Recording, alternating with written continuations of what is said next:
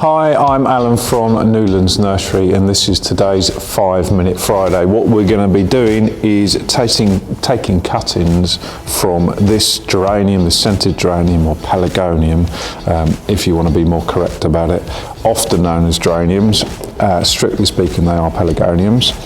So we're going to take some cuttings of these and then we're going to take them to the area of the nursery where we grow on some of the cuttings, just to show you what kind of area we want to be growing them in. You can try and replicate that at home. It's nice and easy to do on a small scale, but you'll get to see in our propagation greenhouse. So what I'm going to do is fill this cell tray with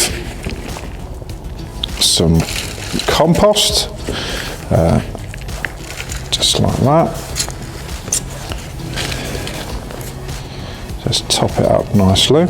I'm not going to do all that many cuttings, but obviously you can do them. Now, if you're looking at this plant and thinking it looks a bit strange, not the healthiest of plants, this is often how, especially things like scented geraniums, will come through the winter, and a lot of people can worry about them. This has been in an unheated greenhouse, so they're nice and hardy. Just tap that down, just to let the compost sink down a bit.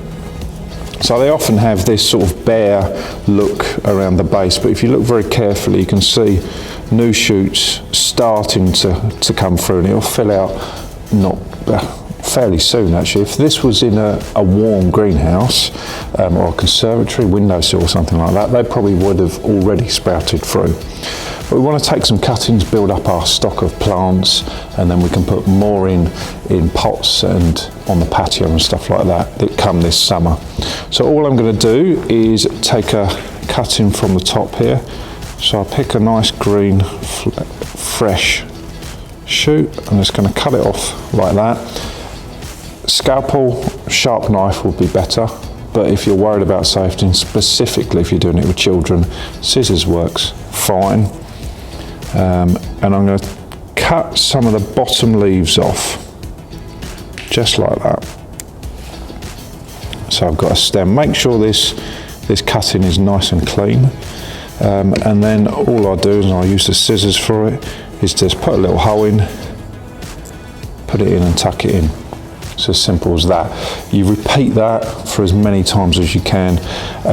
So from this plant you might get one from there, 2, 3, 4, 7 or 8 cuttings, something like that. And actually it has the effect of actually stopping the plant. That's what you tend to call it, stopping the plant, and it will bush out a bit more as well. It's a good time of year to do it. We do so many cuttings in January, February time of plants like this, and it works really well. They're all ready for the spring, ready to put them out when the weather gets a bit better. So now we're going to take this plant to the propagation greenhouse and show you how we actually grow them on, the type of atmosphere we're looking for. So let's do that. So now we've come to our propagation greenhouse. This is one of the greenhouses that we use to propagate loads and loads of plants. So in this case we're looking here at the geranium or pelargonium cuttings almost all the way down there. About 90% of those are pelargoniums, and this greenhouse is set up to create the perfect atmosphere and environment to grow these on from cuttings. So these plants here were unrooted cuttings that we put in the compost and are growing on, and they're just starting to root. They have a slight look about them when they're starting to root, and they're just starting to look like that now. They've been in there for about 2 weeks. So I bought the cuttings that we took in the other greenhouse. I just grow them here. We water them well, keep the compost moist. So you want them to be, these are around about 20 degrees in here. So you want it to be around about 20 degrees, a bit of air movement around them as well, so we don't get any botrytis, any rot or anything setting in, but we keep the compost moist so they start rooting.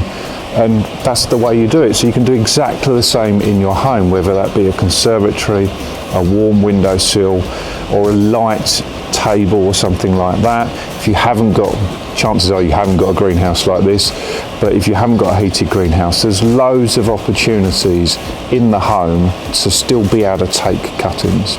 So if you've got any questions, as usual, comment on the video, send us a message, and we're happy to help. See you soon.